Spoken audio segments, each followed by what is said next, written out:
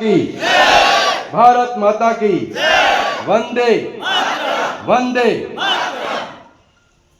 ચૂંટણી છે, લોકો ગામના પોતાના વિકાસ, આજુબાજુના વિકાસ એ જોતા હોય છે, પણ મારે એ પણ વાત કરવી છે તમારા ગામની. અહીંયા આમ તો વાત કરી આ નારાયણભાઈ જય ભારતીય જનતા પાર્ટીનું કમળ ખીલવા માટે બધા જ કાર્યકર્તા પૂરતા પ્રયત્નો કરે.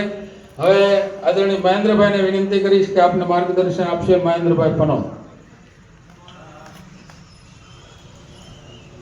ધારો તો આ કાંઈ અઘરી વસ્તુ નથી.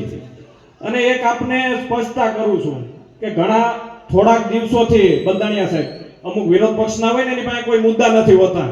મત માંગણી આપું ભાઈ મેહુલભાઈ આપણા પ્રમુખ, એમને હું ખાતરી આપું છું કે આવનારા સમયમાં ભૂતકાળમાં લીડ ન મળી હોય એ લીડ થી આપના જોરે બોલી રહ્યો છો. આપ સૌની જવાબદારી છે.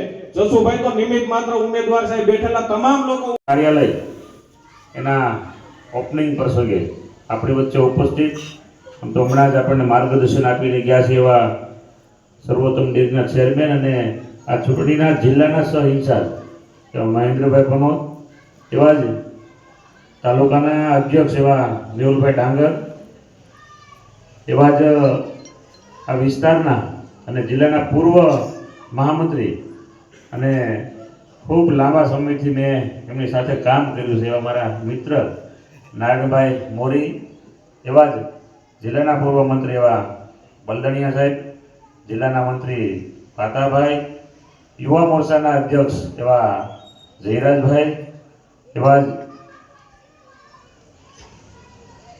જિલ્લા પંચાયત સીટના પ્રતિનિધિ એવા આમ તો વડીલ મૂળવાતા, કારણ કે આમ તો અહીંયા વાડીએ ઘણી આવવાનું અમારે જવાનું થાય, હવે જસવાતા બધું સંભાળે છે.